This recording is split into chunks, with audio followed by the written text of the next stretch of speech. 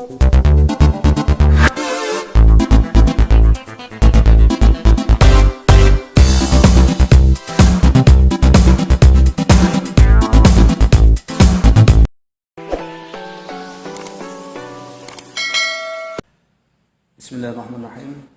Assalamualaikum warahmatullahi wabarakatuh. Anak-anak semuanya dimanapun berada, alhamdulillah pada kesempatan yang baik ini kita bisa kembali melaksanakan kegiatan pembelajaran secara online untuk mapel akidah akhlak kelas 8 MTS semester genap ya.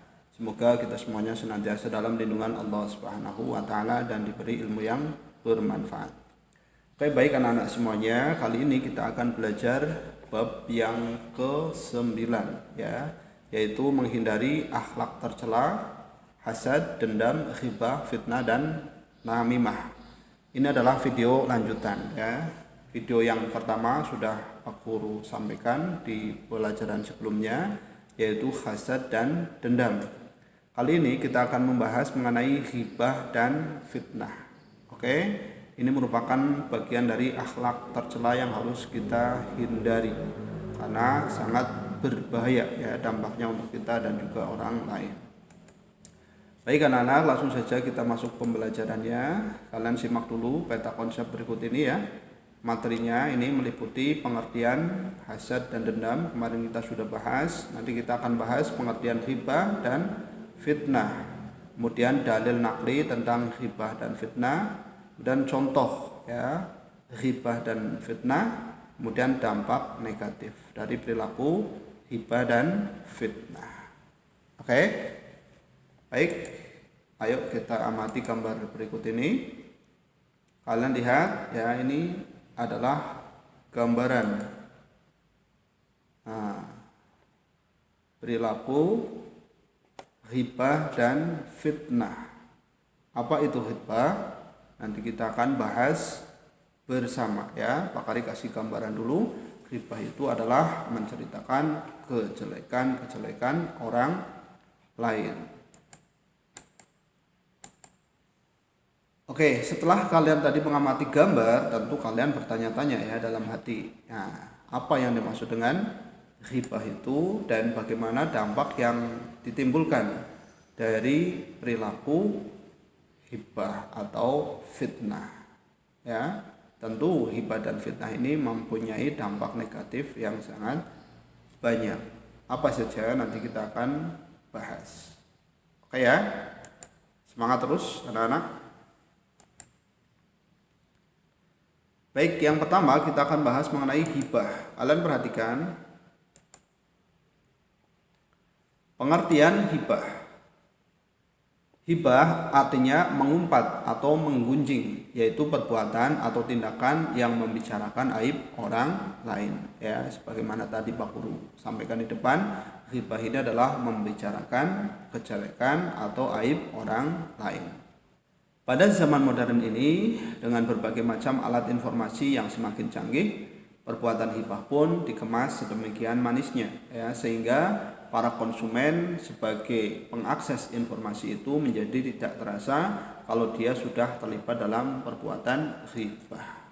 Oke ya, jadi pada modern ini ya, ghibah ini tidak dilakukan ya cuman secara langsung ya kepada person by person, tapi bisa melalui media sosial juga. Dikemas begitu manisnya. Makanya hati-hati ya, kita menggunakan media harus dengan bijaksana, jangan sampai digunakan untuk menghibah. Selanjutnya, dalil larangan tentang hibah ini bisa dilihat dalam Al-Quran surat Al-Hujurat ayat 12. Mari kita baca bersama. Bismillahirrahmanirrahim. Ya ayyuhalladzina amanu ijtanibu katsiran minadh-dhanni inna ba'dad-dhanni ismun wala tajassasu wala yakhtab ba'dukum ba'da ayuhibbu ahadukum ayyakula lahma ahihi maitan fakarihtumuh wattaqullaha innallaha tawwabur rahim ya. Artinya, hai orang-orang yang beriman, jauhilah kebanyakan berburuk sangka atau kecurigaan, karena sebagian dari buruk sangka itu dosa, dan janganlah mencari-cari keburukan orang lain, dan jangan menggunjing satu sama lain. Adakah seorang di antara kaum suka memakan daging saudaranya yang sudah mati? Maka tentulah kaum merasa jijik kepadanya, dan bertakwalah kepada Allah, sesungguhnya Allah Maha menerima taubat lagi Maha penyayang. Al-Quran surat Al-Hujurat ayat 12. Ya, ini jelas sekali kita diperintahkan untuk menjauhi buruk sangka dan juga tentu menjauhi menggunjingkan atau membicarakan aib orang lain. Oke? Sebab-sebab timbulnya ghibah apa saja? Yang pertama, ingin menghilangkan perasaan marah. Jika telah terlampiaskan marahnya, ia merasa puas, ya. Nah, ini karena dipengaruhi oleh perasaan amarah. Kemudian yang kedua adalah kemegahan diri seseorang yang ingin dikatakan hebat dan mewah atau megah, ya. Jadi hibah ini bisa timbul karena seseorang ingin dikatakan hebat, mewah atau megah. Kemudian yang ketiga, menganggap orang lain lemah, rendah dan hina. Ya, ini biasanya seperti itu, ya. Hibah ditimbulkan karena menganggap orang lain itu lebih rendah, lemah dan hina. Semoga kita tidak termasuk golongan yang demikian, ya. Oke. Nah, namun tidak semua membicarakan orang lain itu hibah. Di bawah ini adalah bukan termasuk perilaku hibah karena dilakukan demi kebaikan bersama dan harus dengan cara yang baik pula. Apa saja? Yang pertama, melaporkan kejahatan kepada pihak-pihak yang berwenang seperti polisi atau jaksa untuk proses penyidikan. Ini bukan hibah, ya. Mengungkapkan kejahatan dengan tujuan perlindungan masyarakat dari kejahatan itu. Ini juga bukan termasuk menghibah. Kemudian menjelaskan keburukan ahli maksiat dan ahli bid'ah agar masyarakat Islam selamat dari keburukannya, serta membicarakan keburukan orang lain dalam upaya mencari jalan keluar untuk amar ma'ruf nahi mungkar. Ya, jadi kalau kita membicarakan keburukan orang lain tapi ada maslahatnya, ada manfaatnya untuk kepentingan umat, maka diperbolehkan, ya, dalam porsi yang sewajarnya saja. Oke? Baik, tadi hibah. Sekarang kita langsung masuk ke fitnah. Apa itu fitnah?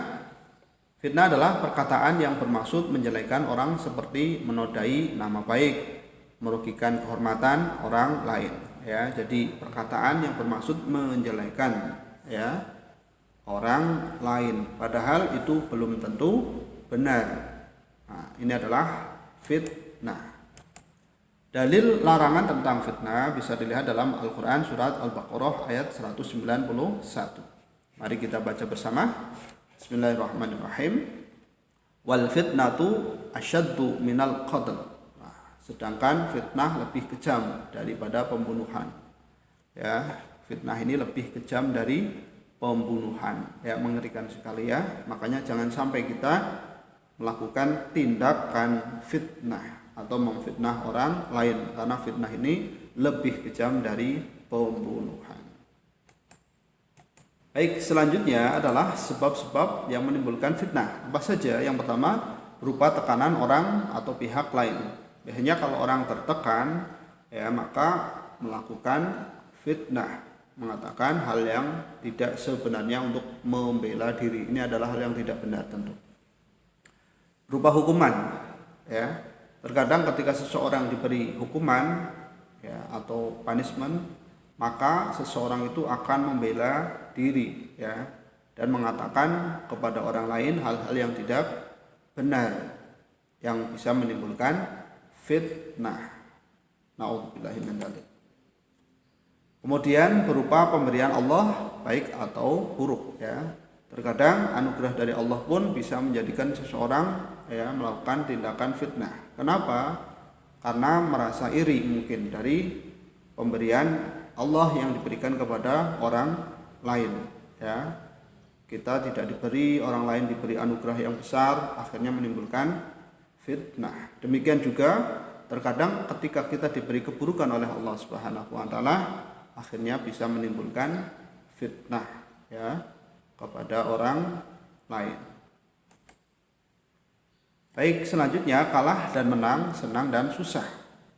Nih, terkadang ketika kita sedang melakukan pertandingan atau melakukan kegiatan apapun ya, ada menang, ada kalah, ada senang, ada susah. Ini pun bisa menjadikan sebuah fitnah. Makanya kita harus benar-benar berhati-hati dalam menjaga sikap dalam kehidupan sehari-hari ini ya. Kemudian berupa anak dan harta ya.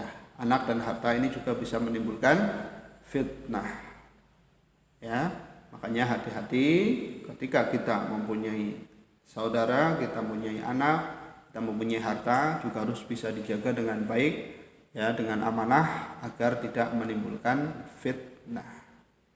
Baik, anak-anak bisa dipahami, ini adalah sebab-sebab timbulnya fitnah ya, bisa berupa tekanan, bisa berupa hukuman, bisa berupa anugerah ya, yang baik maupun yang buruk, bisa berupa kalah, menang, senang, susah, dan juga bisa berupa anak atau harta. Bisa dipahami? Ini adalah sebab-sebab timbulnya fitnah. Sebisa mungkin kita hindari ya, kita hindari sejauh mungkin hal-hal yang bisa menimbulkan fitnah. Lalu apa sebenarnya dampak negatif dari fitnah itu? Yang pertama, mendapat ancaman dari Allah Subhanahu wa taala akan siksa neraka yang sangat pedih. Yang kedua, rusaknya kehidupan masyarakat karena adanya kecurigaan antara yang satu dengan yang lain. Kemudian terpecahnya persatuan masyarakat yang dapat memicu timbulnya beberapa kelompok yang mendukung maupun yang menentang. Nah, ini adalah beberapa dampak negatif dari fitnah ya. Tentu sangat berbahaya ya, baik diri kita maupun bagi orang lain. Oke. Lalu bagaimana cara menghindari perilaku fitnah ini? Yang pertama adalah bergaul dengan baik kepada semua orang dan tidak pilih-pilih. Yang kedua, saling mengingatkan apabila pembicaraan sudah mengarah kepada perbuatan fitnah. Kemudian mau menyampaikan dan menerima kritik dengan cara langsung dan jelas kepada yang bersangkutan dan tidak menyebarkan kepada orang lain yang tidak ada kaitannya. Oke anak-anak, bisa dipahami ya. Nah, kemudian waspada terhadap informasi dan mencari kejelasan dan kebenaran informasi supaya kita tidak salah dalam mengambil sikap dan keputusan. Oke ya, jadi intinya tidak terburu-buru dalam menerima informasi. Jadi kita tidak salah dalam mengambil sikap dan keputusan. Oke, kemudian harus berhati-hati juga karena fitnah itu sangat berbahaya dan bisa mengakibatkan pertikaian dan kesalahpahaman yang akhirnya menimbulkan perpecahan. Nah, ini adalah beberapa cara menghindari fitnah.